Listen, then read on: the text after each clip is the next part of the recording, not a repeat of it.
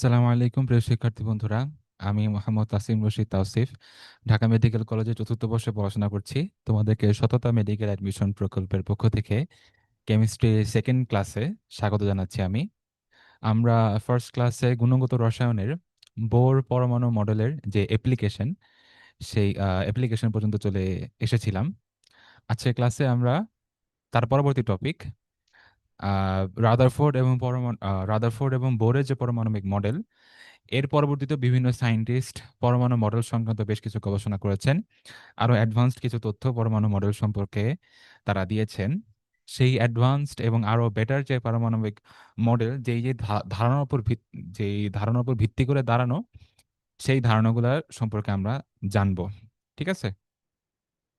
So ফার্স্টেই মূলত এখানে একটা জিনিস বোঝার আছে যে রাদারফোর্ড এবং বোর সাহেবের পারমাণবিক মডেল আসার পরে বর্তমানে যে পারমাণবিক মডেলটা সবচেয়ে বেশি গ্রহণযোগ্য সেটা হচ্ছে পারমাণবিক যেই কোয়ান্টাম মডেল, অর্থাৎ ফিজিক্সের কোয়ান্টাম তত্ত্বকে অনুসরণ করে।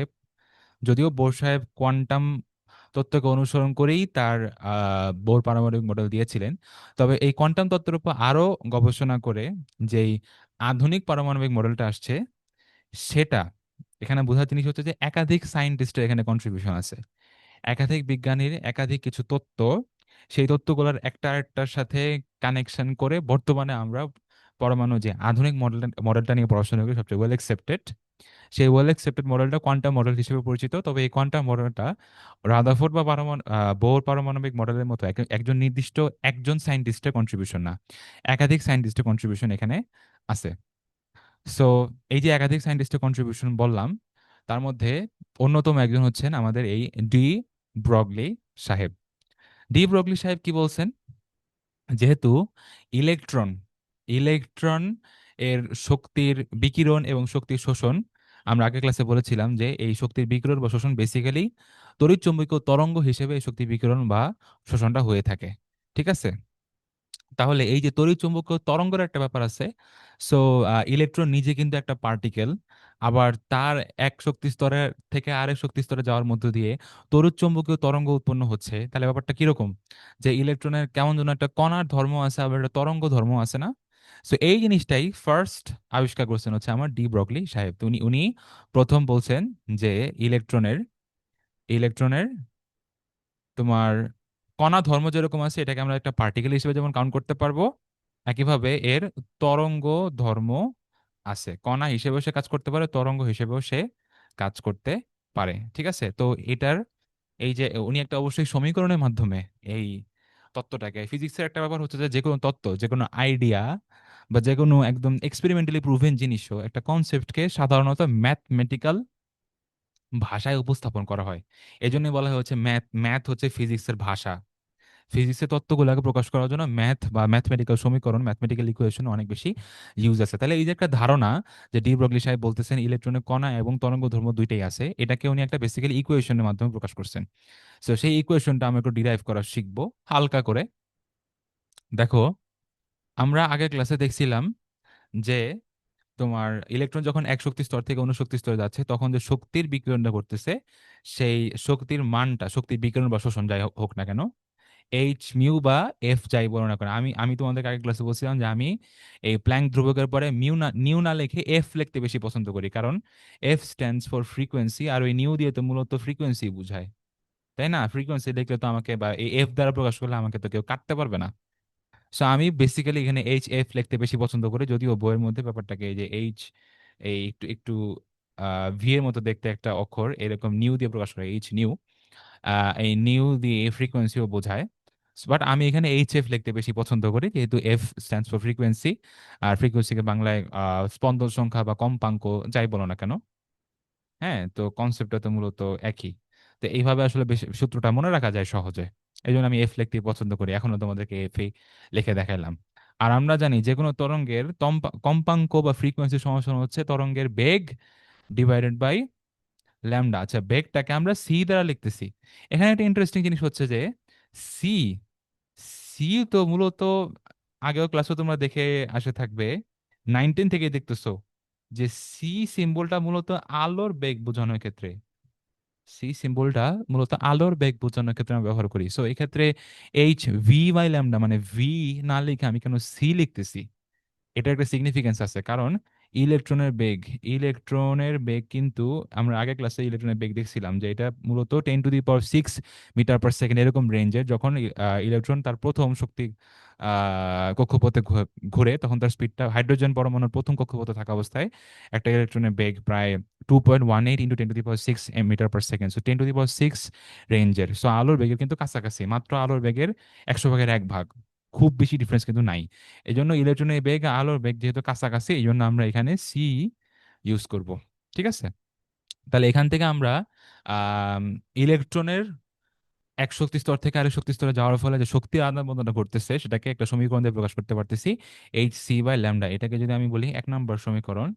আবার আবার কোনো বস্তু যখন অনেক হাই স্পিডে যাচ্ছে তখন কিন্তু সেই বস্তুর যে টোটাল ভর, সেই ভরটাকে শক্তিতে পরিণত করা যায় আইনস্টাইনের এই সূত্রের মাধ্যমে। ভর এবং শক্তির মাঝখানে, ভর এবং সরি বেগের মাঝখানে আহ তোমার সম্পর্ক স্থাপনকারী যে সমীকরণটা, E is equal to m c square, বিখ্যাত সমীকরণ, এটাও কিন্তু আইনস্টাইনের তত্ত্ব থেকে আমরা পাই। যেখানে হচ্ছে একটা বস্তু যদি অনেক বেশি হাই স্পিডে যায় তার টোটাল ম্যাসকেই এই সূত্র অনুযায়ী শক্তিতে কনভার্ট করা যায়। যেহেতু ইলেকট্রনের বেগ আলোর বেগের অনেক কাছাকাছি, সো সেক্ষেত্রে আমরা এই আইনস্টাইনের সূত্রটাকে ব্যবহার করতে পারবো। সো এখানেও ই। সো ইকুয়েশন 1 এবং ইকুয়েশন 2 কে আমরা মার্চ করে কি লিখতে পারি? এইচ সি বাই ল্যামডা সমান সমান এমসি স্কোয়ার লেখা যায় কিনা? এমসি স্কোয়ার লেখা যায় না? উভয় পক্ষ থেকে যদি আমি সি কেটে দিই তাহলে থাকে হচ্ছে এইচ বাই ল্যামডা সমান সমান ম্যাস ইন্টু ভেলোসিটি। আচ্ছা, ম্যাস ভেলোসিটি ভর এবং বেগ এর গুণফলকে আমরা কি লিখতে পারি? ভরবেগ লিখতে পারি না? ভরবেগ লিখতে পারি। আবার এইচ কিন্তু একটা প্ল্যাঙ্কের ধ্রুবক, সো এটা একটা ধ্রুবক, তাই না? ধ্রুবক। আবার ল্যামডাকে আমরা কি তরঙ্গ দৈর্ঘ্য হিসেবে জানি অবশ্যই। সো খেয়াল করে দেখো, এখানে কিন্তু বেসিক্যালি এই যে সমীকরণটা আসছে যেহেতু এটা ধ্রুবক, তার মানে কি ভরবেগ এবং তরঙ্গ দৈর্ঘ্যের মাঝখানে একটা সম্পর্ক তৈরি হয়ে গেল না? আবার এই ভরবেগকে কিন্তু আমরা একটা একটা কণার কিন্তু ভরবেগ থাকে, তাই না? যে কোনো একটা কণা, যে কোনো একটা বস্তু বা আমি তুমি যে মানুষ, মানুষের ভরবেগ থাকা সম্ভব। একটা কণা বা পার্টিকেলের, আমার বডিটা তো বেসিক্যালি অনেকগুলো ছোট ছোট কণারই সমষ্টি, তাই না? এরকম ছোট কণা হোক বড় কণা হোক, ছোট বডি হোক বড় বডি হোক, একটা কণার বৈশিষ্ট্য হচ্ছে ভরবেগ। আবার তরঙ্গ দৈর্ঘ্য কিন্তু কোনো কণার বৈশিষ্ট্য না, তরঙ্গ দৈর্ঘ্য কার থাকে? একটা তরঙ্গরই থাকে। আর তরঙ্গ হচ্ছে বেসিক্যালি শক্তি এক স্থান থেকে কোনো স্থানে স্থানান্তরিত হওয়ার একটা প্রসেস। সো তরঙ্গের তরঙ্গ দৈর্ঘ্য থাকে, এটা একটা তরঙ্গ ধর্ম। আবার ভরবেগটা হচ্ছে কণার মধ্যে থাকা একটা ধর্ম। সো এই টোটাল ব্যাপারটা থেকে আমরা কি লিখতে পারি? যে বস্তুর কণা ধর্ম, কণা ধর্ম সমান সমান, কণা ধর্ম সমান সমান উপরে একটা ধ্রুবক। ধ্রুবক মানে কি? তার মান ফিক্সড। প্ল্যাঙ্কের ধ্রুবকের মান কত? 6.626 ইন্টু 10⁻³ জুল সেকেন্ড। আগের ক্লাসে আমরা বলেছিলাম কণা ধর্ম সমান সমান কিন্তু তরঙ্গ ধর্ম চলে আসতেছে। তো এখান থেকে কিন্তু আমরা দেখতে পারতেছি যে ইলেকট্রনের কণা ধর্ম আছে, তরঙ্গ ধর্ম আছে, এবং তাদের মাঝখানে বেসিক্যালি একটা ধ্রুবক আছে যেটার মান সবসময় ফিক্সড হয়ে যায় 6.626 ইন্টু 10⁻³ এখান থেকে আমরা বুঝতে পারছি যে ইলেকট্রন একই সাথে কণা এবং তরঙ্গ দুইটা হিসেবে কাজ করতে পারে, উভয় রকম বৈশিষ্ট্যই তার মধ্যে আছে। ঠিক আছে। আচ্ছা, তাহলে এই আমরা ডি ব্রগলি সমীকরণ দেখলাম। এরপরে যে এই ব্যাখ্যাটা সেটা হচ্ছে যে ইলেকট্রনের তরঙ্গ ধর্মের ব্যাখ্যা এবং ইলেকট্রনের কৌণিক ভরবেগ। এই যে কৌণিক ভরবেগ, আগে আমরা বোর পারমাণবিক মডেল একটা লিমিটেশন বা সীমাবদ্ধতা দেখেছিলাম যে বোর পারমাণবিক মডেল যদিও আমাদেরকে বলতেছে যে এমভিআর বা ইলেকট্রনের ভরবেগ, কৌণিক ভরবেগ সমান সমান NH/2π, কিন্তু এটা যে কোথা থেকে আসছে এটার কোনো বর্ণনা দেওয়া নাই, এটা কোনো বর্ণনা দেওয়া ছিল না। সো এটা কিভাবে আসছে সেটাই আমরা একটু বর্ণনা করব। তার আগে একটু ছবি আঁকি, একটা একটা সার্কেল আঁকতে হবে আমাদেরকে বেসিক্যালি।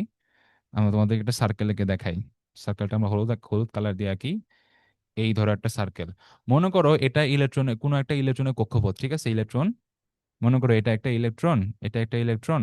এখন ইলেকট্রন যে এই যে এদিক থেকে এদিকে যাচ্ছে, মনে করো এটা ঘড়ির কাঁটার দিকে ক্লকওয়াইজ ডিরেকশনে এভাবে এভাবে যাচ্ছে। সো এই ক্লকওয়াইজ ডিরেকশনে এখান থেকে গিয়ে আবার এই পয়েন্টে ফেরত আসা, এই যাত্রাটা কিন্তু তার একটা কণা হিসেবে যাত্রা হয়। সার্কুলার পাথওয়েতে ইলেকট্রন একটা কণা হিসেবে ঘুরতেছে। বাট আমরা যখন বলবো যে ইলেকট্রনের তরঙ্গ ধর্ম আছে, তখন কিন্তু সেই যেভাবে একটা পূর্ণ আবর্তন সৃষ্টি করার মধ্য দিয়ে, পূর্ণ আবর্তন সৃষ্টি করার মধ্য দিয়ে যেতে থাকবে, তাই না? পূর্ণ আবর্তন সৃষ্টি করার মধ্য দিয়ে যেতে থাকবে এইরকম, উপর নিচ উপর নিচ উপর নিচ করে মুভ করতে করতে যাবে। এটা হচ্ছে বেসিক্যালি একটা ভিজুয়াল রিপ্রেজেন্টেশন, যেখানে আমরা বুঝতেছি যে ইলেকট্রনের কি।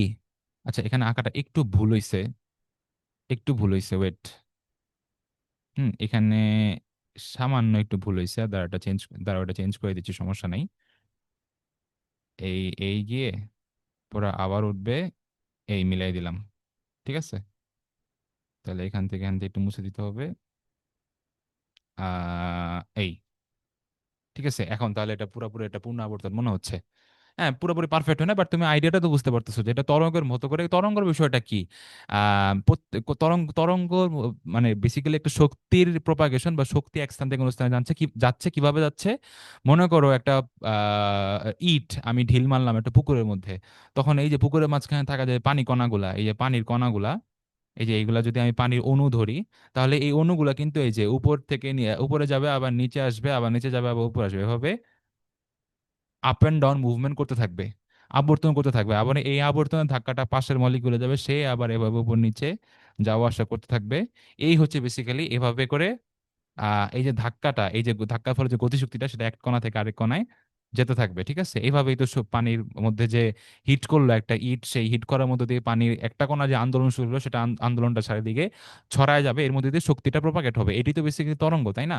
সো তরঙ্গের মধ্যে কিন্তু স্থির অবস্থান থেকে উপর নিচে মুভ করার একটা ব্যাপার আছে। একইভাবে ইলেকট্রন এভাবে উপর নিচে আবর্তন সৃষ্টি করে করে মুভ করতেছে। এটা হচ্ছে আমরা ইলেকট্রনের তরঙ্গ ধর্ম বোঝানোর জন্য আর কি দেখাইলাম। সো এই এই পয়েন্টটা যদি এ হয়, এ পয়েন্টে কণা হিসেবে যাক বা তরঙ্গ হিসেবে যাক, পুরাপুরি শেষ করে আসতে মানে একবার পুরা পথটা অতিক্রম করতে অবশ্যই তার 2 পাই আর, বা এই যে এই বৃত্তটা সার্কামফারেন্স বা পরিধি, পরিমাণ যেতে হচ্ছে অবশ্যই। আচ্ছা, এই পরিধিটা, এই যে মনে করো আমরা এখানে ডিফারেন্ট একটা কালার দিয়ে দেখাই। ধরো এই যে এই পয়েন্ট থেকে নিয়ে শুরু করে এই যে সে এখানে আসছে, এখানে কিন্তু একটা পূর্ণ, এখানে কিন্তু একটা পূর্ণ আবর্তন হয়েছে। এই পয়েন্ট থেকে ধরো এটা যদি বি পয়েন্ট হয়, এ পয়েন্ট থেকে বি পয়েন্ট যেতে কিন্তু একটা কমপ্লিট ঢেউ বা একটা পূর্ণাবর্তন হয়েছে। সো এটা যেহেতু একটা তরঙ্গ হিসেবে যাচ্ছে ইলেকট্রনটা, সো এখানে কিন্তু তার টোটাল যেই পরিধিটা, সেই পরিধি ডিস্টেন্সটা কভার করতে গিয়ে কিন্তু তার যে তরঙ্গ দৈর্ঘ্য, এইটুকু যদি একটা তরঙ্গ দৈর্ঘ্য হয়, তাহলে এই তরঙ্গ দৈর্ঘ্যে পূর্ণ সংখ্যার গুণিতক বা এন, যদি একটা পূর্ণ সংখ্যা ধরি আমরা, এই পূর্ণ সংখ্যা গুণিতক পরিমাণ এন টাইমস অফ এলই কিন্তু তাকে যাইতে হবে। ফ্র্যাকশন, এই এন এর মান কিন্তু ফ্র্যাকশন বা ভগ্নাংশ হবে না, পূর্ণ সংখ্যারই হইতে হবে, ঠিক আছে না? তাহলে 2 পাই আর সমান সমান এন ল্যামডা, এটা আমি একটা সমীকরণ পাই। এখান থেকে আমরা লিখতে পারি 2 পাই আর। আচ্ছা, আগের পেজটা একটু যাই, দেখো ল্যামডা সমান সমান কি লেখা যায়। ল্যামডা সমান সমান এই সমীকরণ থেকে আমরা H/mc বা mv লিখতে পারি, তাই না? লিখতে পারি না? লিখতে পারি কিনা? H/mv, এই জায়গায় আমরা জাস্ট চোখের মানে যেহেতু আমাদের সূত্রটাকে ভি হিসেবে দেওয়া আছে, সো আমরা ভি হিসেবেই লিখলাম। এখানে যদি তোমরা সিও লেখো, যেহেতু ইলেকট্রনের বেগটা আলো কাছাকাছি, সি লিখলে অসুবিধা নাই। আচ্ছা, তাহলে NH/mv যে হয়ে গেল, ল্যামডা থেকে এমভি আমরা আনতে পারছি। এই তোমার এম এবং ভি এবং আর, এই দুইটাকে গুণ করে এক পাশে যদি আমি রাখি, তাহলে সমীকরণটা কিরকম দাঁড়ায়? AmVr সমান সমান 2 পাই উপাশে চলে আসবে ভাগাকারে, সো NH/2 পাই। এই কিন্তু ইলেকট্রনের কৌণিক ভরবেগ, ইলেকট্রনের কৌণিক ভরবেগের সমীকরণটা, যেটা আমাদের বোর পরমাণু মডেল থেকে আমরা পেয়েছিলাম, সেটা কিন্তু চলে আসতেছে। এই হচ্ছে তোমার বেসিক্যালি ওই যে ডি ব্রগলি যে সমীকরণে একটু সাহায্য নিয়ে আমরা MVr is equal to NH/2 pi Bohr পরমাণু মডেলের যে সমীকরণটা পাইছিলাম কোনো ব্যাখ্যা ছাড়া, সেটা ব্যাখ্যাটা বেসিক্যালি পেয়ে যাচ্ছি, ঠিক আছে না? প্রমাণ করতে পারতেছি আমরা। আচ্ছা, এখান থেকে এটা খুবই গুরুত্বপূর্ণ একটা কোয়েশ্চেন, এই সমাধানকৃত সমস্যা খুবই সহজ বাট গুরুত্বপূর্ণ, স্টার মার্ক দিয়ে রাখতে পারো। যে বোর পরমাণু মডেলে একটি বোর ইলেকট্রন ধরো থার্ড শক্তি স্তরটায় বা স্থির কক্ষপথের মধ্যে একবার টোটাল রোটেট করছে। একবার ডলার রোটেট করলে এরকম যে পূর্ণ আবর্তন গুলো তৈরি হচ্ছিল, সেই পূর্ণ আবর্তন কয়টা হবে, কয়টা পূর্ণ তরঙ্গ বা আবর্তন সৃষ্টি করবে? আমরা জানি MVr is equal to NH/2 pi. So এখন আমরা যদি 2 পাই এবং আর কে এক পাশে আনি, তাহলে 2 পাই আর সমান সমান কি N ইন্টু H/mv হয়ে যায়। আর H/mv কে কিন্তু আমরা ল্যামডা হিসেবে লিখতে পারি ডি ব্রগলি সমীকরণ থেকে, যেটা এখানে লিখে দিচ্ছি অলরেডি, ঠিক আছে। ল্যামডা সমান সমান H/mv, কারণ ল্যামডাটা হচ্ছে আমার তরঙ্গ ধর্ম, তরঙ্গ ধর্ম সমান সমান ধ্রুবক বাই এমভি বা ভরবেগ, যেটা হচ্ছে একটা কণা ধর্ম। সো তরঙ্গ ধর্ম সমান সমান ধ্রুবক বাই কণা ধর্ম এই সমীকরণটা থেকে আমরা এই এইচ বাই এম ভি কে ল্যামডা হিসেবে লিখতে পারি। তাহলে কি দাঁড়ালো, 2 পাই আর সমান সমান এন ল্যামডা। আর আমরা কি জানি 2 পাই আর হচ্ছে ওই বৃত্তের টোটাল তৃতীয় আরটা যদি তৃতীয় কক্ষপথের ব্যাসার্ধটা হয়, তাহলে তৃতীয় কক্ষপথের টোটাল পরিধিটা হচ্ছে 2 পাই আর। তাহলে এই 2 পাই আর সমান সমান কিন্তু এন ল্যামডায় দাঁড়াচ্ছে। ল্যামডা সমান সমান একটা পূর্ণাঙ্গ তরঙ্গ। আর এন এন সমান সমান যেহেতু তৃতীয় শক্তি স্তর আছে ইলেকট্রন, সো এন সমান সমান আমরা 3 ইউজ করতে পারি। কাজেই 2 পাই আর বা একবার তৃতীয় শক্তি স্তর পুরোটা আবর্তন করতে গেলে তার পূর্ণ তরঙ্গ সৃষ্টি হচ্ছে 3টা। ঠিক আছে, তাহলে এখান থেকে বেসিক্যালি যত নম্বর শক্তি স্তরে আছে ততগুলা পূর্ণ আবর্তন সৃষ্টি হবে। একটা ইলেকট্রন যত নম্বর শক্তি স্তরে আছে সেই শক্তি স্তরে একবার ঘুরলে ততগুলা সেই সংখ্যক পূর্ণ আবর্তন সৃষ্টি করবে। অনেক সহজ বাট ইম্পর্টেন্ট একটা এমসিকিউ প্রশ্ন। ডি ব্রগলি সমীকরণ কোনটি? আচ্ছা, আমাদেরটা যেহেতু একটু ব্ল্যাক এন্ড হোয়াইট প্রিন্ট করা হয়েছে এই জন্য একটু ঝাপসা ঝাপসা দেখা যাচ্ছে, এটার জন্য আমাদেরকে মাফ করে দিও। ডি ব্রগলি ব্রগলি সমীকরণ বেসিক্যালি কণা ধর্ম এবং তরঙ্গ ধর্মের মধ্যে সম্পর্ক স্থাপন করে। সো এটা ডেল বাই এইচ নিউ এটাও হবে না, MVR is equal to NH by 2 pi হবে না, এ নটটা হচ্ছে বোর ব্যাসার্ধ সমান সমান এটা যে 5.292 সেন্টিমিটার, এটাও হচ্ছে না। সো বেসিক্যালি আমার রাইট আনসারটা হচ্ছে এই ল্যামডা বাই এইচ নিউ, যে সি নাম্বারটা, যেখানে এ এম বিটা হচ্ছে আমার কি বলে এটাকে কণা ধর্ম, আর ল্যামডাটা হচ্ছে তরঙ্গ ধর্ম। ওকে, আচ্ছা, এখন আসো হচ্ছে হাইজেনবার্গের অনিশ্চয়তা নীতি। হাইজেনবার্গের অনিশ্চয়তা নীতিটা খুবই ইন্টারেস্টিং একটা ব্যাপার। এটার কনসেপ্টটা মোটামুটি সবাই আমরা বুঝতে পারি কম বেশি, এটার যে আইডিয়াটা সেই আইডিয়াটা মোটামুটি আমাদের মাথায় থাকে। বাট যেটা আমাদের মনে থাকে না, কি মনে থাকে না সেটা আমি একটু পরে বলতেছি, আগে একটু আইডিয়াটাই বলি। আইডিয়াটা মোটামুটি তোমরা সবাই জানো যে একটা জিনিস যখন খুব হাই স্পিডের মধ্যে দিয়ে যাবে, অনেক বেশি স্পিড যখন তার থাকে, তখন আমরা প্রিসাইসলি একদম পুঙ্খানুপুঙ্খভাবে ওই বস্তুটার অবস্থান, যেটা ডেল এক্স দিয়ে এখানে প্রকাশ করতেছে, মানে কত এক্স তো একটা দূরত্ব তাই না, কতটুকু দূরত্বের মধ্যে আছে সেই দূরত্বের পরিমাণ তা যদি আমি প্রিসাইসলি নির্ধারণ করতে চাই, তাহলে ওই বস্তুর ভরবেগ নির্ধারণের মধ্যে এরর বা ত্রুটি বেশি হয়ে যাবে। মানে একটাকে যদি আমি বেশি কারেক্টলি বা অ্যাকুরেটলি মান নির্ণয় করতে চাই, তাহলে অন্য মানটার মধ্যে ভুলের পরিমাণ বা ত্রুটির পরিমাণ বেড়ে যাবে। একইভাবে যদি আমি ভরবেগটাকে খুব সুস্পষ্টভাবে অ্যাকুরেটলি মেজার করতে চাই, তাহলে আমার ওই বস্তুর অবস্থানের ক্ষেত্রে আমার ক্যালকুলেশনটা যতই ভালো করে করার চেষ্টা করি না কেন, সবসময় ত্রুটি বেশি থাকবে। মানে একটা হাই স্পিড পার্টিকেলের ক্ষেত্রে তার ভরবেগ এবং তার অবস্থান দুইটা রাশি একেবারে নির্ভুলভাবে মেজার করা সম্ভব না। একটা মেজার যদি ঠিকভাবে করতে পারে, আরেকটা আমার ত্রুটি বেশি হয়ে যাবে। আর এটা ম্যাথমেটিক্যাল রিপ্রেজেন্টেশনটা কি, আমরা একটু আগে বলতেছিলাম যে ম্যাথ হচ্ছে ফিজিক্সের ভাষা। সো এই ভাষাটা কিরকম হবে, এই সমীকরণে ভাষাটা হবে হচ্ছে del x into del p. পিটাকে ভরবেগ বোঝায়, এটা সবসময় এই মানটা সবসময় greater than or equal to h by 4 pi হবে, যেখানে এইচ 4 পাই মানে পাই দুইটাই হচ্ছে তোমার ধ্রুবক। সো একটা দিয়ে ভাগ করলে এই পুরো মানটাও কিন্তু একটা ধ্রুবক থাকবে। আচ্ছা, এই সমীকরণের সাথে ওই আইডিয়াটার কি সম্পর্ক যে ভরবেগ ঠিক মতো মেজার করতে গেলে আমার অবস্থানের মধ্যে ত্রুটি আমি বেশি পাবো, আবার ভাইস ভার্সা, এই ধারণাটার সাথে এই সমীকরণটার কি কানেকশন, এটা অনেক সময় স্টুডেন্টরা করতে পারে না। এটা মেডিকেলের জন্য তোমাদের খুব বেশি দরকার নাই, বাট তারপরও শুধু খালি এমসিকিউ এটা আসবে এভাবে বলে গেলে তো তোমরা মানে বোর হয়ে যাবে। সো একটু ধারণা দিচ্ছি। মনে করো আমি ডেল এক্স যদি এক পাশে রাখি, তাহলে এটা গ্রেটার দেন ইকুয়াল টু কি হয়ে যাচ্ছে, এইচ বাই 4 পাই ইন্টু এখানে ডেল পিটা চলে আসতেছে না। আচ্ছা, আচ্ছা, এই যে এখানে এই এক্স এর মধ্যে ডেল ডেল কিন্তু মূলত একটা রেঞ্জ বুঝায়। মনে করো আমি বললাম যে একটা বস্তু, মানে এই বিন্দু থেকে 6 থেকে, মনে করো এটা এ বিন্দু থেকে একটা বস্তু 6 থেকে 9 মিটার দূরত্ব আছে। আর আরেকটা বললাম আমি এই বিন্দু থেকে 6 থেকে 20 মিটার দূরত্ব আছে আরেকটা বস্তু, মনে করো এটা হচ্ছে পি বস্তু আর এটা হচ্ছে কিউ বস্তু। এখন বলতো দেখি কোন ডিস্টেন্সটা প্রিসাইসলি মেজার করা সম্ভব এই পি আর কিউ এর মধ্যে। মাথা খাটায় চিন্তা করো। অবশ্যই অবশ্যই অবশ্যই পি হবে। কেন? কারণ মাত্র 6 থেকে 9 মিটার, তিনটা এককের পার্থক্য, মাত্র 3 এককের পার্থক্য, 6 থেকে 9 মিটার। এই যে 6, 7, 8, 9, এর মধ্যে যে কোনো একটাই তো হবে। কিন্তু 6 থেকে 20, প্রায় 14 এককের ডিফারেন্স দুইটা সংখ্যার মাঝখানে। এটা কিন্তু রেঞ্জটা অনেক বেশি হয়ে গেছে। 6 থেকে 20 রেঞ্জটা 14 বেশি হয়ে গেছে এখানে। এই রেঞ্জের মাঝখানে যে কোনো একটা ভ্যালু, সো পিন পয়েন্টলি আমার মেজার করা কিন্তু ডিফিকাল্ট, যেহেতু রেঞ্জটা বড় হয়ে গেছে, তাই না? তার মানে কি, এই যে ডেল এক্স বলো বা ডেল পি বলো, এই রেঞ্জগুলোর মান যত ছোট হবে তত নির্ভুলভাবে মাপা সম্ভব। বস্তুর অবস্থান বলো বা ভরবেগ বলো, রেঞ্জগুলোকে মানে ডেল এক্স বা ডেল বির মান ছোট হইতে হবে।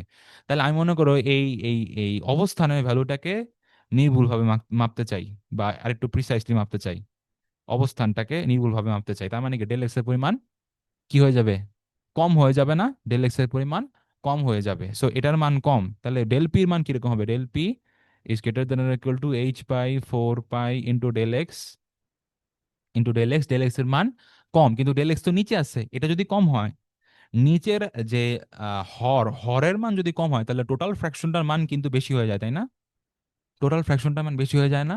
ওই বেশি মানটার চেয়েও বেশি হচ্ছে অবস্থানের মানটা হবে। তার মানে অবস্থান রেঞ্জটা কত বড় হয়ে গেছে দেখছো? অবভিয়াসলি কিন্তু ওই যে ডেল পির মানটা তখন বড় হয়ে গেছে। তার মানে কি ডেল এক্স কে যদি আমি ছোট করে মাপতে চাই, মানে প্রিসাইসলি মাপতে চাই, ডেল পির মান হয়ে যাবে বড়, রেঞ্জ বড় হয়ে যাবে, একদম পিন পয়েন্টলি মেজার করতে পারবা না। একইভাবে ডেল পির মান, ডেল পি কে বা ভরবেগকে যদি আমি নির্ভুলভাবে মাপতে চাই, তখন ডেল এক্স এর মান হয়ে যাবে বেশি, মানে অবস্থানটাকে তখন আর নির্ভুলভাবে মাপা যাবে না। এই হচ্ছে তোমার এই ম্যাথমেটিক্যাল সমীকরণের সাথে আমার কি জানি বলে এটাকে, হাইজেনবার্গের অনিশ্চয়তা নীতির মূল কানেকশন। এখান থেকে মেডিকেল ভর্তি পরীক্ষার জন্য কোনটা গুরুত্বপূর্ণ, এই সমীকরণটা গুরুত্বপূর্ণ। আর এর মধ্যে দিয়ে কোন কোন দুইটা রাশি মানে অনিশ্চয়তার মধ্যে পড়ে, অবস্থান এবং ভরবেগ, এটাই মূলত গুরুত্বপূর্ণ। আচ্ছা, শ্রোডিঙ্গারের যে ওয়েভ ইকুয়েশনটা, এই শ্রোডিঙ্গারের ওয়েভ ইকুয়েশনটা বেসিক্যালি আমি যদি তোমাকে সত্য করে বলি, আমরা তো এমনিতেই সততা মেডিকেল অ্যাডমিশন প্রকল্প, আমাদের নামের সাথে ইনসাফ করে যদি আমরা বলি, এই শ্রোডিঙ্গারের সমীকরণ অন্তত এইচএসসি লেভেলে পুরাপুরি কনসেপ্ট ওয়াইজ, মানে বাংলাদেশে প্রায় 1 লাখের মধ্যে একজন স্টুডেন্টও বুঝে কিনা সন্দেহ। স্টুডেন্ট তো বাদ দিলাম, আমাদের বাসায় যে স্টুডেন্টরা মানে টিচাররা আমাদের মানে আমাকে পড়াইতে আসতো বা আমাদেরকে পড়াইতো, যার কাছে তোমরা ব্যাচে প্রাইভেট পড়ো বা কলেজের টিচার বলো না কেন, কেউই আসলে শ্রোডিঙ্গারের সমীকরণটাকে, এই যে বেসিক্যালি এই যে এই ডাবল ডিফারেন্সিয়েশন করার সমীকরণটাকে বোঝানোর প্রয়োজন মনে করো না, আর বেসিক্যালি তোমাদের দরকারও নেই। এটা একটা বুয়েটের স্টুডেন্টের জন্য, আমাকে যে বুয়েটের ভাই পড়াইতো উনি অনেক যথেষ্ট ভালো স্টুডেন্ট, এই একটা বুয়েটের স্টুডেন্টের জন্য এই সমীকরণের এক্সাক্ট ব্যাখ্যাটা বোঝা একটু হলেও ডিফিকাল্ট। সো এটা এমন একটা সমীকরণ, এটা হচ্ছে জাস্ট তোমাকে মানে একটু, মানে শ্রোডিঙ্গারের সমীকরণ বলতে বেশ কিছু একটা আছে, যেটা হচ্ছে তোমার এই পরমাণু মডেলগুলোর অ্যাডভান্স আইডিয়া দিতে আমাদেরকে হেল্প করছে, এতটুকু বোঝার জন্য তোমাকে এই এইচএসসি লেভেলে এই সমীকরণটা দিছে। সো এখান থেকে তোমার যেটা দরকার, যে এই যে সাই বলতে, এই যে সাই অনেকটা ইউ এর মতো দেখতে, বাঁকানো ইউ এর মতো দেখতে এই সিম্বলটা, এই সাই এবং সাই স্কোয়ার কোনটার মান কি, কি বুঝায় আর কি, মান কি না, মানে মানটা কি বুঝায়, এতটুকু জানলেই চলবে। সো এটা আমি আগেই বলছি, এটা সেকেন্ড অর্ডার ডিফারেন্সিয়েশন, দুইবার ডিফারেন্সিয়েশন করছে, এই যে ডেল ডেল স্কোয়ার, হুম, ডেল ওয়াই স্কোয়ার নিচে উপরে ডেল স্কোয়ার, মানে ডাবল ডিফারেন্সিয়েশন করছে। সো এটা একটা সেকেন্ড অর্ডার ডিফারেন্সিয়াল ইকুয়েশন, ঠিক আছে, মানে দ্বিতীয় অন্তরক সমীকরণ। তাহলে শ্রোডিঙ্গারের যে এই তরঙ্গ সমীকরণটা, সেটা কয়বার মানে কোন লেভেলের অন্তরক সমীকরণ? সেকেন্ড অর্ডার ডিফারেন্সিয়েশন, দ্বিতীয় অন্তরক সমীকরণ। আচ্ছা, এই যে এখানে এই সিম্বলটার, এই সমীকরণের মধ্যে যে ই প্রতীকটা আছে, এই ই মানটাও বলা হয় হচ্ছে আইজেন ভ্যালু। এই ইটা বেসিক্যালি এক পরমাণু বিশেষ বিশেষ নির্দিষ্ট শক্তি স্তর বা অরবিট গুলোকে বোঝায়, ঠিক আছে। সো ই, ই বোঝাচ্ছে শক্তি স্তর। ই এর ই বেসিক্যালি শব্দটার অর্থ হচ্ছে, মানে লেটারটার অর্থ হচ্ছে আইজেন ভ্যালু। আইজেন ভ্যালু দিয়ে মূলত ইলেকট্রনগুলো কোন কোন শক্তি স্তরে আছে সেই শক্তি স্তরটাকে বোঝাচ্ছে। ভালো।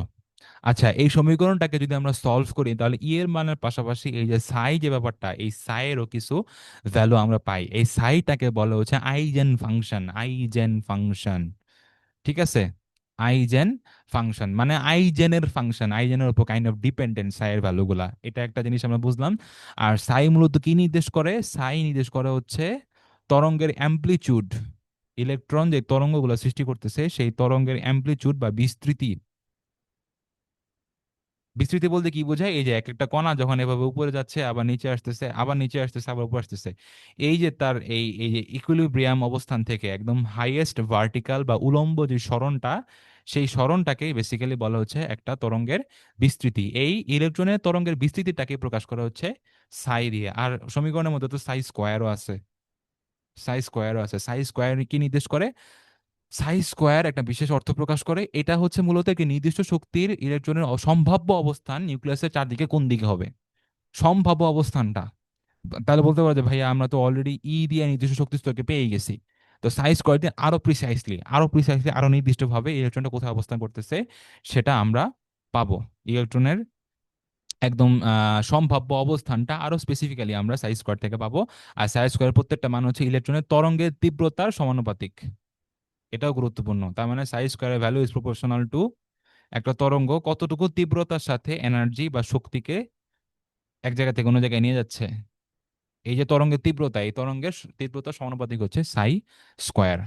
এক সিরিয়ালে এটা তোমাদেরকে একটু এই নোটবুকটার মধ্যে লিখে দিই। তাহলে ই বোঝাচ্ছে ইলেকট্রনের শক্তি স্তর বা অরবিট গুলা। আর এর আরেকটা মান অর্থ হচ্ছে আইজেন ভ্যালু। সাই সাই বোঝাচ্ছে হচ্ছে, আর আমাদের এখানে সাই স্কোয়ারও আছে, সাই এর মানটা মূলত আইজেন ফাংশন হিসেবে প্রকাশ করা হয়। আইজেন ভ্যালুগুলো এক একটা ফাংশন, আইজেন ভ্যালুগুলার এক একটা ফাংশন।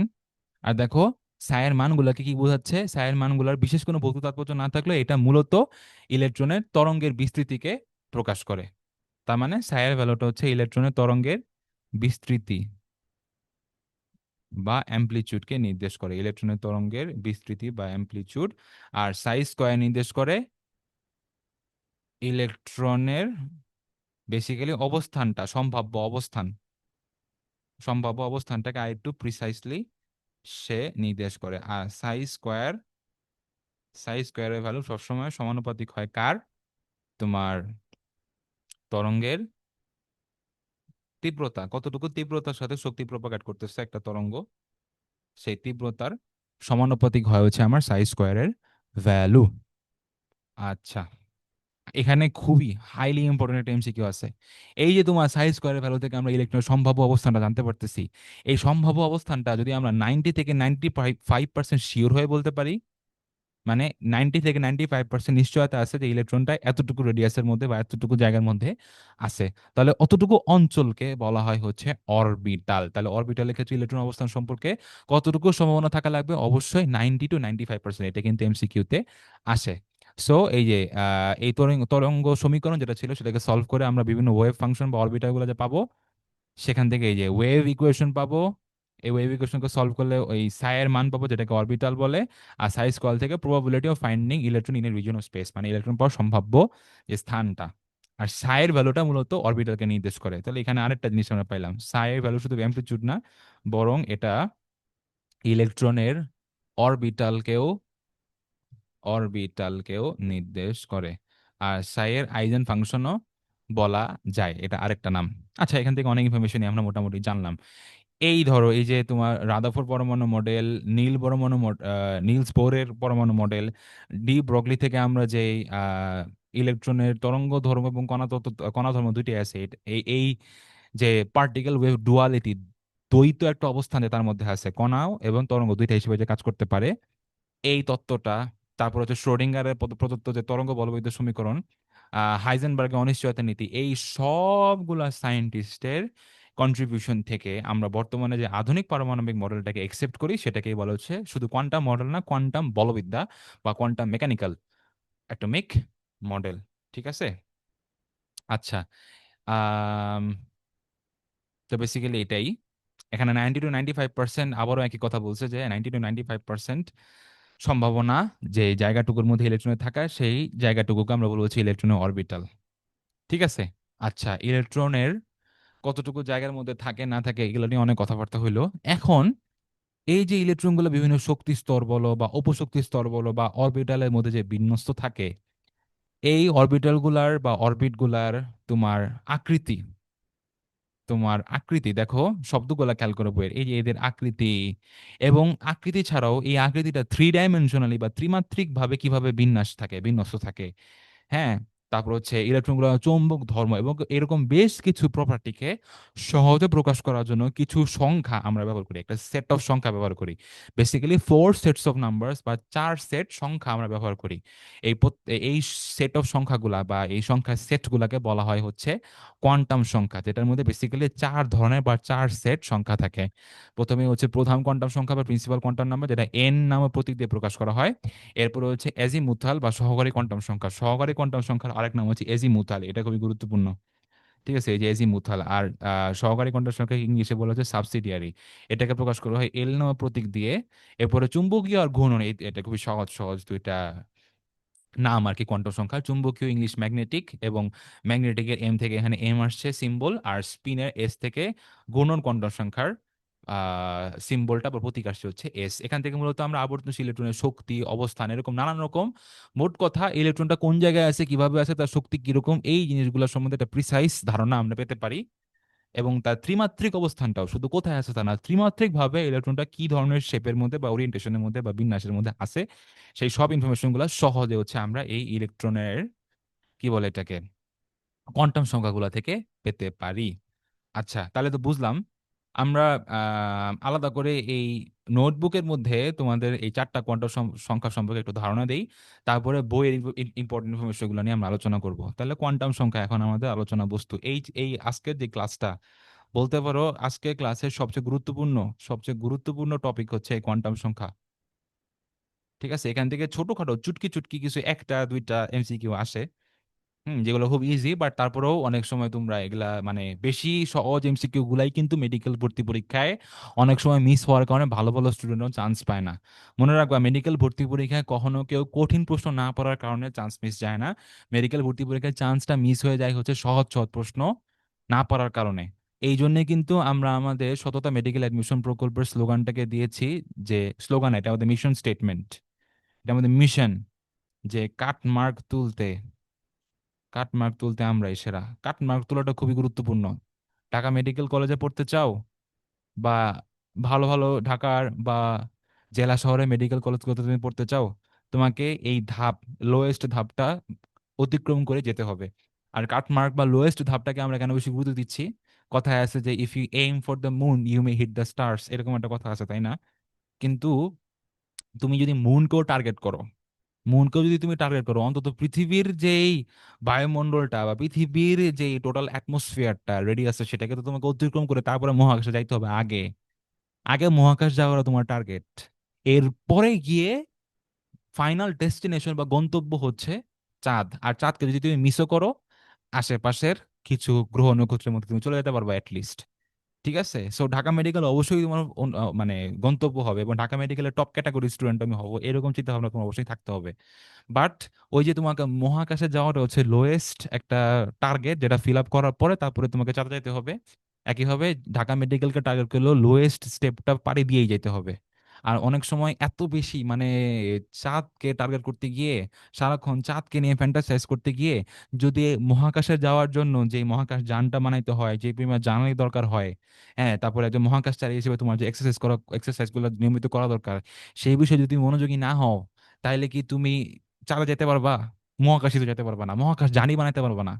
একইভাবে কাটমার্ক নিয়ে যদি তুমি সিরিয়াস না হও, মানে একদম লোয়েস্ট বেয়ার মিনিমাম যে এমসিকিউ গুলা ঘুরে ফিরে সহজ সহজ কমন কমন কিছু মেডিকেল ভর্তি পরীক্ষায় প্রশ্ন প্রত্যেক বছরে আসে, কিছু কমন কমন জায়গা থেকে। 70-80টা কোয়েশ্চেন, কোনোবার 80টাও হয়, এটা আমি মোটেও বানায় বলতেছি না। 70-80টা কোয়েশ্চেন সবসময় এরকম কমন জায়গা থেকে হয়, 80% কোয়েশ্চেন প্রায়। সেই 80% কোয়েশ্চেন থেকে যদি তুমি কাটমার্ক তুলে ফেলতে পারো, তাহলে কিন্তু তোমার বেয়ার মিনিমামটা নিশ্চিত হয়ে গেল। এবং সেটা তোমাদের অবশ্যই অবশ্যই মাথায় রাখতে হবে, যতই তোমার এই আমাদের এই মিশন স্টেটমেন্টে অনেকে অনেক হাসাহাসি করবে, অনেক কিছু করবে, বাট আলটিমেটলি কাটমার্ক তোলাটা কিন্তু ইম্পর্টেন্ট, অনেক বেশি ইম্পর্টেন্ট। বেশি উঁচুতে টার্গেট করতে গিয়ে, বা সারাক্ষণ উঁচু উঁচু Dhaka medical Dhaka medical Dhaka medical করতে করতে ডিফিকাল্ট কোয়েশ্চেন টার্গেট করতে গিয়ে সহজ সহজ প্রশ্ন কিন্তু পোলাপান ভুলে যায়। মানে মাথা নষ্ট হয়ে যায় মেডিকেল ভর্তি পরীক্ষার হলটার মধ্যে ঢুকে, পরীক্ষার হলে ঢুকে সহজ সহজ জিনিস মাথার মধ্যে কাজ করে না, কারণ আমি যে অনেক বেশি ও কঠিন জিনিস নিয়ে ঘাটছি, বেশি করছি। এই জন্য হচ্ছে আমরা সিম্পল জিনিসটার প্রতি তোমাদের বেস্ট প্রিপারেশনটা নিয়ে নিতে চাই। এমন না যে আমরা কঠিন জিনিস টাচ করবো না, কঠিন জিনিসটা পড়াশোনা করবো, সবই বলবো, বাট ফোকাসটা থাকবে হচ্ছে সহজ সহজ জিনিসগুলো যাতে কোনোভাবে মিস না যায়। আচ্ছা, অনেক কথাবার্তা হইলো, আমরা আবার পড়াশোনায় ব্যাক করি। প্রধান কোয়ান্টাম সংখ্যা, আচ্ছা আমরা বলছিলাম যে একবার আমি একটু এখানে বোর্ডের মধ্যে বা তোমার এই নোটপ্যাডটার মধ্যে পড়াই দিব, তারপর হচ্ছে আমরা বইয়ের মধ্যে যাব। সো কোয়ান্টাম সংখ্যা, এটার সিম্বল বা প্রতীক হচ্ছে এন, এন দ্বারা প্রকাশ করা হয়। এটা নির্দেশ করে কি? এটা নির্দেশ করে হচ্ছে প্রধান কক্ষপথ। খুবই সিম্পল বিষয়। মেইন যে কক্ষপথগুলোর মধ্যে, মেইন যে অরবিট গুলোর মধ্যে ইলেকট্রনটা ঘুরপাক খাচ্ছে, যেটার বর্ণনা আমাদের বোর পারমাণবিক মডেলে আছে, যেগুলাকে আমরা স্থির কক্ষপথ বলতেছি বোর পারমাণবিক মডেল অনুযায়ী।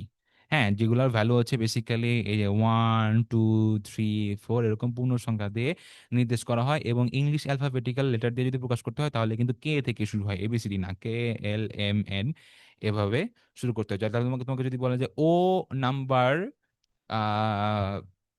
কক্ষপথে বা শক্তি স্তরে যদি ইলেকট্রন আছে, তাহলে সেই ও দ্বারা কত নাম্বার শক্তি স্তরটাকে নির্দেশ করতেছে, তাহলে হবে হচ্ছে KLMNO, মানে 5 নাম্বার, 5 নাম্বার শক্তি স্তরের মধ্যে আছে। তাহলে অ্যালফাবেটিক্যালি যদি প্রকাশ করতে হয় তাহলে কে থেকে স্টার্ট হবে, আর নিউমেরিক্যালি বা সাংখ্যিক মান অনুযায়ী প্রকাশ করতে হলে এই যে পূর্ণ সংখ্যা 1 2 3 4 হবে। এটা হচ্ছে প্রধান কক্ষপথ, ইলেকট্রন যে মেইন কক্ষপথগুলোতে থাকে সেটাকে নির্দেশ করে।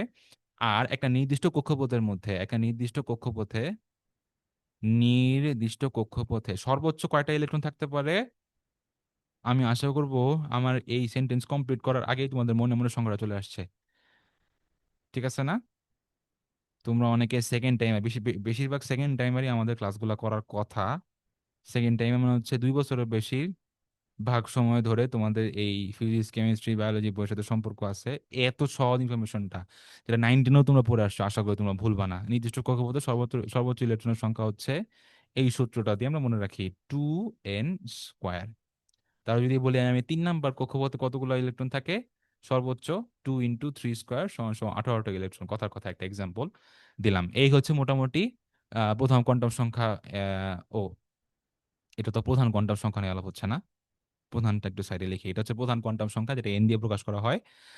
আম, আরেকটা আবার হচ্ছে এই প্রধান কোয়ান্টাম সংখ্যাটা কিন্তু বেসিক্যালি ইলেকট্রনের কক্ষপথের ইলেকট্রনের কক্ষপথের আকারটাকে নির্দেশ করতেছে। ইলেকট্রনের কক্ষপথের আকারটাকে নির্দেশ করতেছে, এই কথার অর্থ কি? এটাকে একটু ছবি দেখায় তোমাদেরকে বুঝাইতে হবে, ঠিক আছে?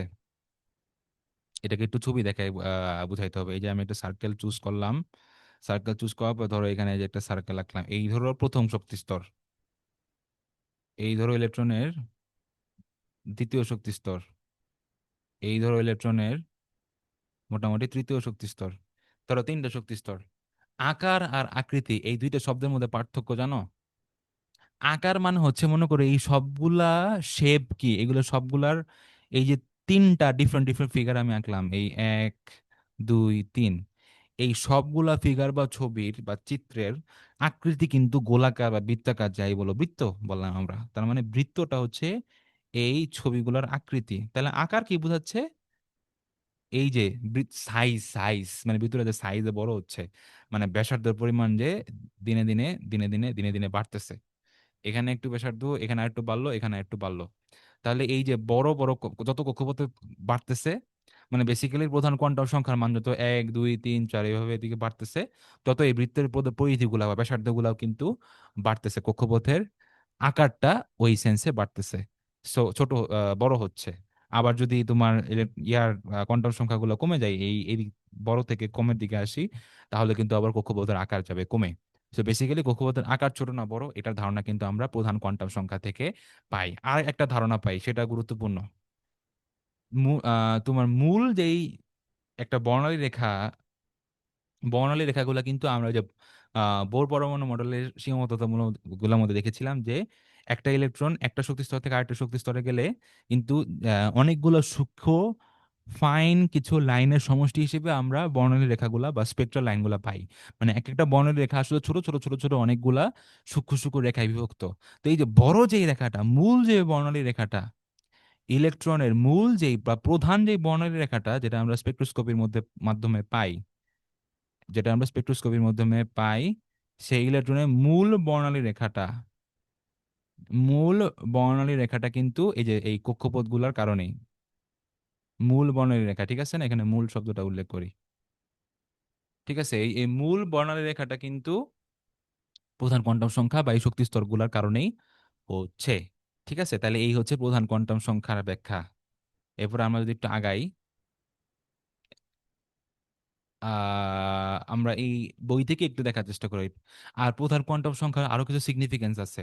আমরা দেখছিলাম না এই যে এনতম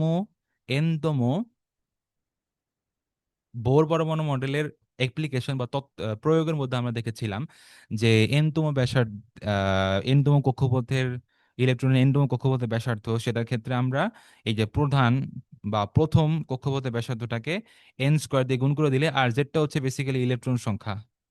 হ্যাঁ, ইলেকট্রন সংখ্যা তো অন্তত হাইড্রোজেন পরমাণুর ক্ষেত্রে একই হয়, তাই না? হাইড্রোজেন পরমাণুর সংখ্যা এক, এই জন্য আমরা জেডটাকে তেমন গুরুত্ব দিই না। সো এই যে R1 কে এন স্কোয়ার দিয়ে গুণ দিলে, বা প্রথম কক্ষপথের ব্যাসার্ধকে এন স্কোয়ার দিয়ে গুণ দিলে কিন্তু আমরা আর এন বা এন তম কক্ষপথে ব্যাসার্ধ পাচ্ছি। একইভাবে শুধু আর না, আমরা যদি ইলেকট্রনের কক্ষপথে এনার্জি বা ইলেকট্রনের কক্ষপথের বেগ নির্ণয় করতে চাই, সব জায়গায় কিন্তু এন এর সাথে সম্পর্ক আছে, মানে কক্ষপথ কত নম্বর কক্ষপথের মধ্যে ইলেকট্রনটা ঘুরপাক খাচ্ছে সেটার অনেক বেশি গুরুত্ব আছে। আর এগুলা কি সবই প্রধান কোয়ান্টাম সংখ্যা না? অবশ্যই অবশ্যই এরা সবাই প্রধান কোয়ান্টাম সংখ্যা, তাহলে এটাও কিন্তু প্রধান কোয়ান্টাম সংখ্যা একটা সিগনিফিকেন্স। এটাও কিন্তু প্রধান কোয়ান্টাম সংখ্যা একটা সিগনিফিকেন্স যে আমরা প্রধান কোয়ান্টাম সংখ্যার অ্যাপ্লিকেশন করে ইলেকট্রন কোন কক্ষপথে ঘুরতেছে সেটার ব্যাসার্ধ বা শক্তি এভাবে নির্ণয় করতে পারতেছি। ঠিক আছে। আচ্ছা, পরবর্তী কোয়ান্টাম সংখ্যা হচ্ছে অ্যাজিমুথাল বা সহকারী কোয়ান্টাম সংখ্যা। সহকারী কোয়ান্টাম সংখ্যাগুলো মূলত ইলেকট্রনের উপশক্তি স্তরকে নির্দেশ করে। এই যে উপশক্তি স্তরকে নির্দেশ করে। আর সহকারী কোয়ান্টাম সংখ্যা আরো কিছু নাম আছে, এটাকে সমারফিল্ড কোয়ান্টাম সংখ্যা বলা হয়। সমারফিল্ড কোয়ান্টাম সংখ্যা, অ্যাজিমুথাল কোয়ান্টাম সংখ্যা, এগুলো সবই হচ্ছে এক একটা সহকারী কোয়ান্টাম সংখ্যাগুলো আরেক নাম আর কি। আচ্ছা, এটাকে এল নামক সিম্বল দ্বারা প্রকাশ করা হয়, এবং আমরা জানি যে ইলেকট্রনগুলো বেসিক্যালি চারটা উপশক্তি স্তরে বিভক্ত: S P D F, S P D F. ঠিক আছে। আচ্ছা, এবং এসপিডিএফ এর জন্য প্রত্যেকটা উপশক্তি স্তরের জন্য নির্দিষ্ট এল এর মান ফিক্স করা আছে। এল এর মান যখন শূন্য হয়, এল ইজ ইকুয়াল টু যখন শূন্য হয়, সেটা হচ্ছে এস উপশক্তি স্তরকে নির্দেশ করে। L is equal to one হলে সেটা P, L is equal to two হলে সেটা হচ্ছে এসপিডি, আর এল ইজ ইকুয়াল টু যদি থ্রি, সেটাকে নির্দেশ করা হচ্ছে এফ। এফ উপশক্তি স্তর, শক্তি স্তর। আর এল এর মানগুলার রেঞ্জ এর একটা ব্যাপার আছে, যে প্রধান শক্তি স্তর উপশক্তি স্তর বলছি, সরি, প্রধান শক্তি স্তরের মান বা এন ইজ ইকুয়াল টু যদি ওয়ান হয়, তাহলে এল ইজ ইকুয়াল টু শুধু জিরো পর্যন্ত যাবে, টু হলে জিরো আর ওয়ান, থ্রি হলে জিরো ওয়ান টু। মানে বেসিক্যালি এল এর মানটা সবসময় শূন্য থেকে শুরু করে এন মাইনাস ওয়ান পর্যন্ত এক ঘর এক ঘর করে বাড়ে, এন মাইনাস ওয়ানে গিয়ে শেষ হয়ে যায়। So N is equal two four হলে এল এর মানটি কি হবে? শূন্য, এক, দুই, এন মাইনাস ওয়ান বা ফোর মাইনাস ওয়ান সমান সমান থ্রিতে গিয়ে শেষ হবে। তার মানে কি ফোর এর আন্ডারে A S P D F চারটা উপশক্তি স্তরই পাবো। এটাই এখানে দেখাইছে। আবার একইভাবে কিন্তু থ্রি এফ পসিবল না। কারণ কি? এফ এর জন্য এফ উপশক্তি স্তরের জন্য আমার এল এর মান হইতে হবে থ্রি। এই এল এর মান থ্রি কি N is equal two three এর জন্য সম্ভব না? কারণ N is equal two three এর জন্য জিরো ওয়ান টু থেকে শেষ হয়ে যেতে হবে, থ্রি কিন্তু আমরা পাচ্ছি না। সো নিচের কোন উপশক্তি স্তরটা পসিবল না, এরকম কোয়েশ্চেন কিন্তু আসে, নিচের কোন উপশক্তি স্তরটা পসিবল না। এই যে থ্রি এফ বা টু ডি, এগুলো হচ্ছে কমন কমন প্রশ্ন, যে থ্রি এফ এই উপশক্তি স্তরটা পসিবল না, তারপর হচ্ছে টু ডি এই উপশক্তি স্তরটা পসিবল না। ঠিক আছে। এই এই এই প্রশ্নগুলা কিন্তু প্রায় মেডিকেল ভর্তি পরীক্ষায় বলো, এমনকি এইচএসসি লেভেলে বলো, প্রচুর আসে। আচ্ছা, উপশক্তি স্তরগুলা কিছু নাম আছে, এগুলো খুব বেশি ইম্পর্টেন্ট না, যা জেনে রেখো। এস দিয়ে শার্প বোঝায়, পি দিয়ে প্রিন্সিপাল বোঝায়, ডি দিয়ে ডিফিউজড বোঝায়, আর এফ দিয়ে ফান্ডামেন্টাল বোঝায়। আর সবগুলো বাংলার নাম। শার্প মানে তীক্ষ্ণ, প্রিন্সিপাল মানে প্রধান, ডিফিউজ মানে পরিব্যাপ্ত, আর ফান্ডামেন্টাল মানে হচ্ছে মৌলিক। খুবই সহজ সহজ বাংলায়, কঠিন করে মানে ইংলিশগুলো মনে রাখলে বাংলাগুলো সহজে মনে রাখা যায়। তো এগুলো হচ্ছে যে চারটা উপশক্তি স্তরের বিভিন্ন নামগুলো কোন কোন জায়গা থেকে আসছে। আরেকটা জিনিস খুবই গুরুত্বপূর্ণ, সেটা হচ্ছে যে এস পি ডি এফ এই সবগুলা শেপ, এই সবগুলা উপশক্তি স্তরের শেপ গুলা জানা। সো এস যে উপশক্তি স্তর সেটা খুবই সিম্পল, সেটা হচ্ছে স্ফেরিক্যাল। এস উপশক্তি স্তরগুলো শেপ সবসময় এরকম স্ফেরিক্যাল হয়। পি উপশক্তি স্তর হচ্ছে এরকম ডাম্বেল আকৃতির হবে, ডাম্বেল আকৃতি, এটা হচ্ছে পি। আর পি উপশক্তি স্তর এই তিন ধরনের, এই এই এই এই যে ডাম্বেল শেপ গুলো তিন দিকে ডাইরেক্টেড হইতে পারে, সেগুলো একটু পরে আসতেছে। আপাতত এভাবে লিখছি, এভাবে রাখলাম আপাতত। আর এসপিডি, হ্যাঁ, ডি, ডি এর শেপ হচ্ছে এরকম ডাবল ডাম্বেল, একটা ডাম্বেল দুটা ডাম্বেল, এরকম ডাবল ডাম্বেল শেপ, এটা হচ্ছে ডি। আর এফ এর শেপ অনেক বেশি জটিল, এই জন্য সেটা নিয়ে হচ্ছে আমরা তেমন আলোচনা করি না এইচএসসি লেভেলে। সো এস এর আকৃতিটা হচ্ছে গোলাকার বা স্ফেরিক্যাল, যাই বলো না কেন। পি এর আকৃতিটা হচ্ছে একটা ডাম্বল আছে, খালি এখানে একটা ডাম্বল বোঝা যাচ্ছে না, ডাম্বল আকৃতির। আর ডিতে দেখো এখানে এটা একটা ডাম্বল আর এটা একটা ডাম্বল, দুটো ডাম্বল আছে। সো ডিতে হচ্ছে ডাবল ডাবল ডাম্বেল আকৃতি, এই হচ্ছে বিভিন্ন উপশক্তি স্তরের আকৃতি। আর এফ এর আকৃতিটা জটিল, তাই এটা আমাদের তেমন জানতে হয় না এইচএসসি পর্যায়ে, ঠিক আছে। আচ্ছা, উপশক্তি স্তর থেকে আরেকটা লাস্ট ইনফরমেশন হচ্ছে, এক একটা উপশক্তি স্তরে সর্বোচ্চ 2l+1 সংখ্যক উপশক্তির আন্ডারে অরবিটাল থাকতে পারে, 2l+1। এটা হচ্ছে উপশক্তির, এক সেকেন্ড, উস লিখে ফেলছি, হইতে হবে। এক একটা উপশক্তির মধ্যে সর্বোচ্চ 2l+1 ওয়ান সংখ্যক অরবিটাল থাকতে পারে। উপশক্তি স্তরে অরবিটাল সংখ্যা হাইয়েস্ট এতগুলো থাকতে পারে। আর একটু পরে অরবিটালের মানগুলো আমরা মূলত যে চুম্বকীয় কোয়ান্টাম সংখ্যা দিয়ে জানতে পারি, তাও আগে এটা বলে ফেললাম। আর এই প্রত্যেকটা অরবিটালের মধ্যে আমরা জানবো পরবর্তী কোয়ান্টাম সংখ্যা দিয়ে, 3 নাম্বার 4 নাম্বার যে কোয়ান্টাম সংখ্যাটা আসছে সেটা দিয়ে আমরা জানতে পারবো প্রত্যেকটা অরবিটালে হাইয়েস্ট 2টা করে ইলেকট্রন থাকতে পারে। সো এক একটা উপশক্তি স্তরে, এক একটা উপশক্তি স্তরে উপশক্তি স্তরে ইলেকট্রন সংখ্যা কত হবে? ইলেকট্রনের সংখ্যা হবে হচ্ছে 2 × 2l+1, 2 × 2l+1, ঠিক আছে। এই যে এটা কিন্তু এমসিকিউতে আসে, সো তোমরা দেখেই কিন্তু এই যে 2n² দাগায় দিও না। উপশক্তি স্তর যদি হয় তাহলে ভ্যালু হচ্ছে 2 × 2l+1। যদি শক্তি স্তরে সর্বোচ্চ ইলেকট্রন কাটা থাকতে হবে, সেটার আনসার হবে হচ্ছে, মানে প্রধান শক্তি স্তর হইলে 2n²। খুব ভালো করে এটা মাথায় রাখবা, 2n² আর 2 × 2l+1, এই দুটোর মাঝখানে প্যাচ লাগিয়ে ফেলো না। আচ্ছা, 3 নাম্বার যে কোয়ান্টাম সংখ্যাটা সেটাকে আমরা বলি হচ্ছে চুম্বকীয় কোয়ান্টাম সংখ্যা, ম্যাগনেটিক কোয়ান্টাম নাম্বার।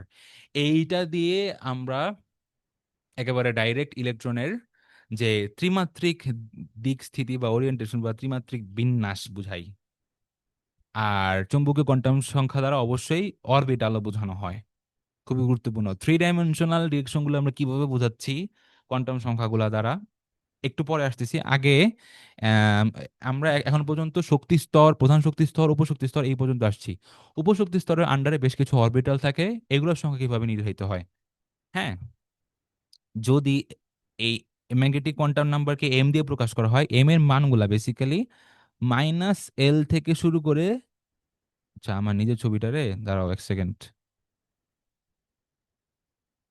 এটা এই পাশে নিয়ে আসি, হ্যাঁ। এখানে এম এর ভ্যালুগুলা বেসিক্যালি -l থেকে শুরু করে +l পর্যন্ত হয়, জিরো সহ, ঠিক আছে। সো l = 0 হলে -0 + 0 তো কিছু নাই, সো এম একটাই হবে, জিরো। তাহলে l = 1 হলে এম এর ভ্যালু কি, -1 থেকে শুরু করে +1 পর্যন্ত জিরো সহ। l = 2 হলে এম এর ভ্যালু -2 থেকে শুরু করে -2 -1 0 +1 +2, মানে -2 থেকে শুরু করে +2 পর্যন্ত জিরো সহ। একইভাবে l = 3 হলে, l = 3 মানে হচ্ছে এফ উপশক্তি স্তর, সেখানে এম এর ভ্যালু হবে কয়টা, -3 থেকে শুরু করে +3, সো 1 2 3 4 5 6 7টা। খেয়াল করে দেখো, তাহলে এই l = 0 থেকে 3 পর্যন্ত আমরা এস থেকে এফ পর্যন্ত উপশক্তি স্তর পাই। তাহলে এস উপশক্তি স্তরে অরবিটাল মাত্র একটা, পিতে হলো 3টা, ডিতে হলো 5টা, এফতে হলো 7টা।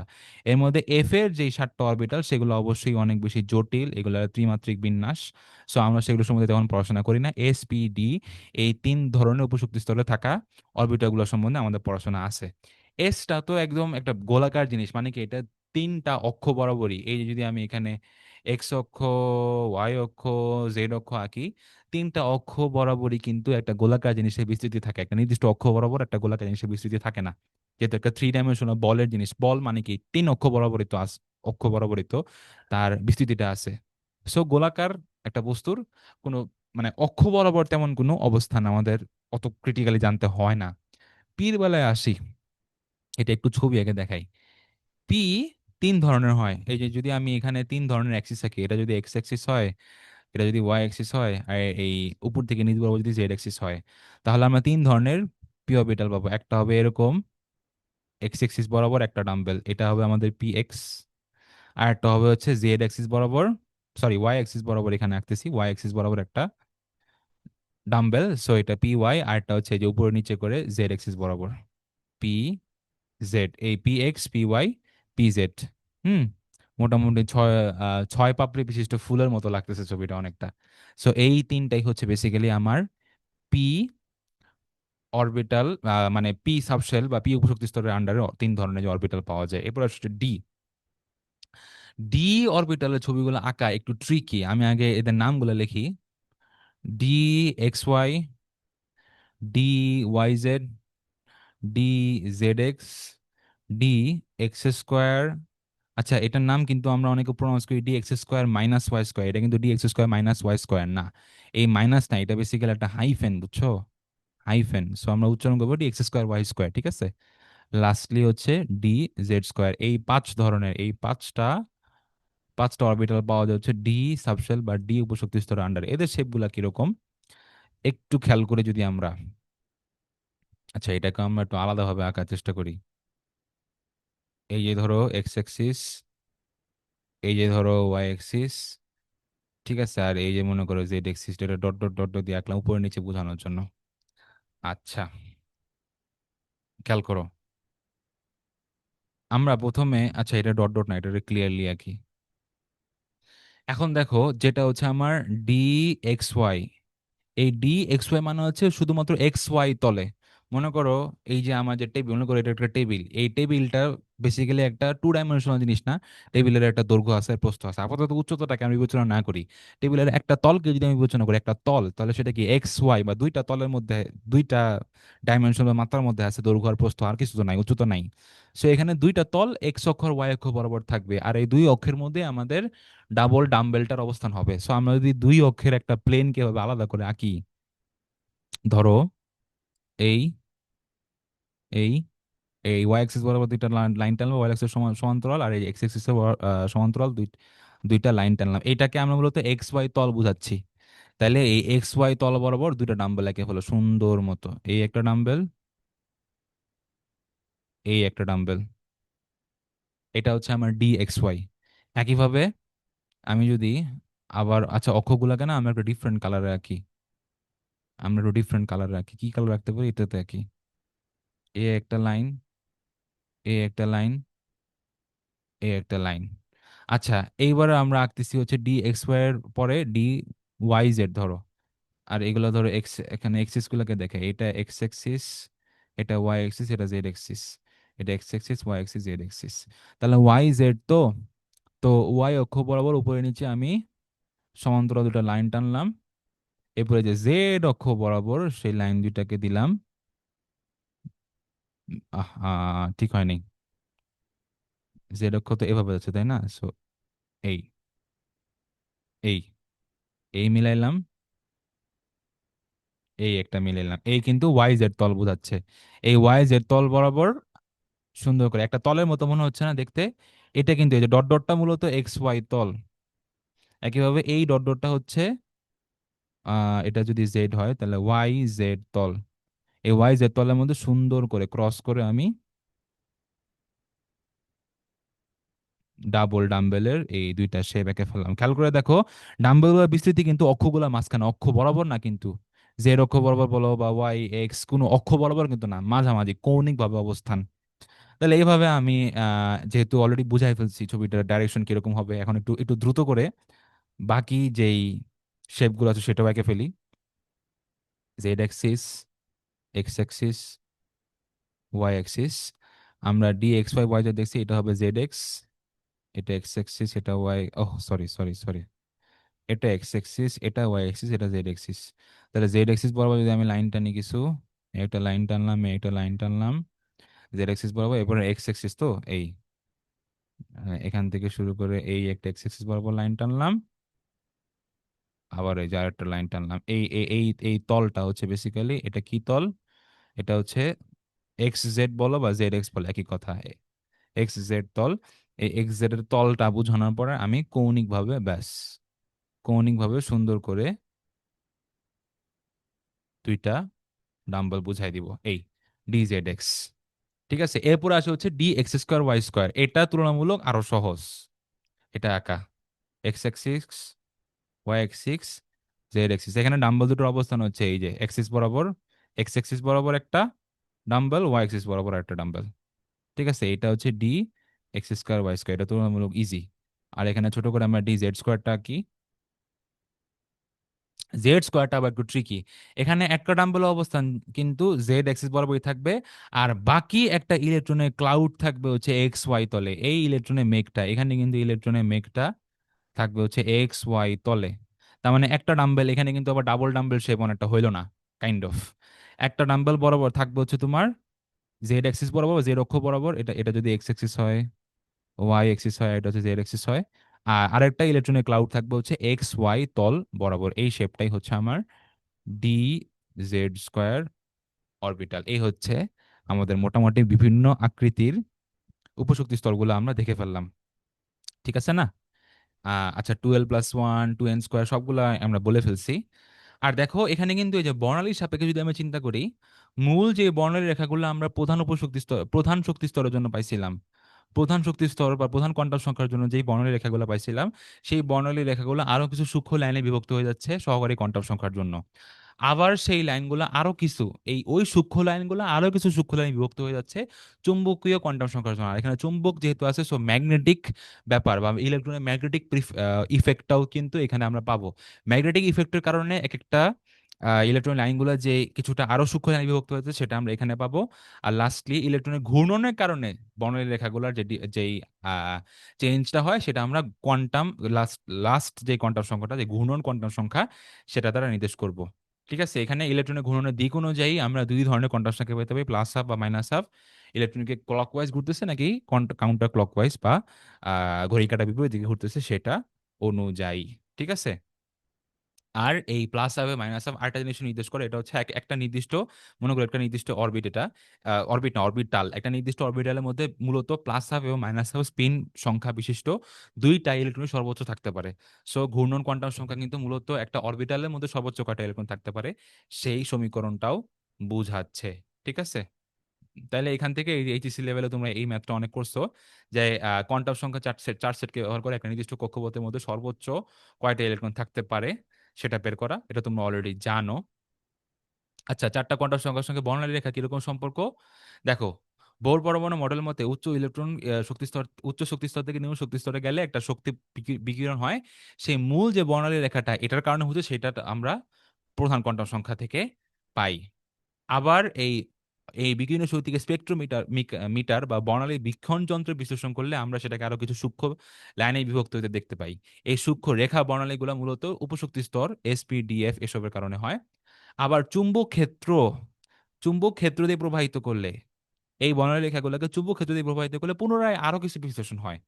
এটাকে আমরা দেখতে পাই, এটা মূলত ওই লাস্ট থার্ড যে কোয়ান্টাম সংখ্যাটা, অর্থাৎ ম্যাগনেটিক কোয়ান্টাম সংখ্যা বা চুম্বকীয় কোয়ান্টাম সংখ্যার মাধ্যমে আমরা এই পুনরায় বিশ্লেষিত হওয়া বা আরো কিছু সূক্ষ্মতর লাইনে বিশ্লেষণ হওয়াটা, বর্ণালী রেখা দিয়ে বিশ্লেষিত হচ্ছে, সেটাকে ব্যাখ্যা করতে পারি। তাহলে আরো সূক্ষ্মতর বর্ণালী রেখা কিসের কারণে আসতেছে? চুম্বকীয় কোয়ান্টাম সংখ্যার। আর লাস্টলি এভাবে সৃষ্ট অরবিটাল সংশ্লিষ্ট সূক্ষ্মতর রেখা বর্ণালীকে আরো স্পেসিফিক্যালি, আরো হাইলি এফিশিয়েন্ট বা স্ট্রঙ্গার কোনো ম্যাগনেটিক ফিল্ড দিয়ে যদি আমি ডিফ্লেক্ট করতে চাই, তাহলে এই বর্ণরেখাগুলো আরো কিছু ফাইনালে বিভক্ত হয়ে যাবে। এই লাস্টে যে একেবারে ফাইনাল লেভেলে গিয়ে সবচেয়ে সূক্ষ্ম যে লাইনগুলো পাচ্ছি আমরা, সেটা হচ্ছে ইলেকট্রনের স্পিন কোয়ান্টাম সংখ্যার কারণে। আর সেই স্পিন কোয়ান্টাম সংখ্যা দুইটা সম অংশে বিভক্ত হয়ে যায়। একটা হচ্ছে স্পিন প্লাস হাফ বোঝানোর জন্য, আর একটা হচ্ছে স্পিন মাইনাস হাফ বোঝানোর জন্য। ঠিক আছে না? এই চারটা কোয়ান্টাম সংখ্যার তাৎপর্য আমি যা যা বললাম এখন পর্যন্ত, এগুলোই ঘুরে ফিরে তুমি এখানে পাবা। যে প্রধান কোয়ান্টাম সংখ্যা দিয়ে প্রধান বর্ণের রেখা পাওয়া যায়, সহকারী দিয়ে হচ্ছে এই পরমাণুগুলা যে সূক্ষ্ম সূক্ষ্ম কিছু বর্ণের রেখাই বিভক্ত হয়েছে সেটার ব্যাখ্যাটা পাবো হচ্ছে সহকারী কোয়ান্টাম সংখ্যায়। চুম্বক ক্ষেত্রের কারণে যে আরো কিছু সূক্ষ্ম লাইনে বিভক্ত হয়, সেটা পাবো হচ্ছে চুম্বকীয় কোয়ান্টাম সংখ্যায়। আর লাস্টে স্পিন কোয়ান্টাম সংখ্যাটা হচ্ছে মূলত ইলেকট্রন নিজস্ব অক্ষ বরাবর ঘূর্ণন গতি প্রকাশক রাশি। সো ইলেকট্রনের যে চুম্বক ধর্ম, ইলেকট্রন কিন্তু এই ঘূর্ণনের কারণে স্পেসিফিক্যালি একটা ম্যাগনেটিক ফিল্ডও ক্রিয়েট করে, যেহেতু ইলেকট্রন নিজে একটা চার্জড পার্টিকেল সার্কুলার পাথওয়েতে ঘুরতেছে। ইলেকট্রনের নিজস্ব যে চুম্বক ধর্ম সেটা প্রকাশ করার জন্য আমাদের লাগবে হচ্ছে স্পিন কোয়ান্টাম সংখ্যা। ঠিক আছে। আচ্ছা, এই কোয়ান্টাম সংখ্যা সংগত পড়াশোনা দিয়েই আজকের মতো শততা মেডিকেল অ্যাডমিশন প্রকল্পে কেমিস্ট্রি সেকেন্ড ক্লাসটা আমি শেষ করতেছি। ইনশাল্লাহ আগামী দিন কোনো না কোনো ক্লাসে তোমাদের সাথে ফিজিক্স বা কেমিস্ট্রি সংক্রান্ত আলোচনা হবে। সে পর্যন্ত তোমরা ভালো থেকো, সুস্থ থাকো।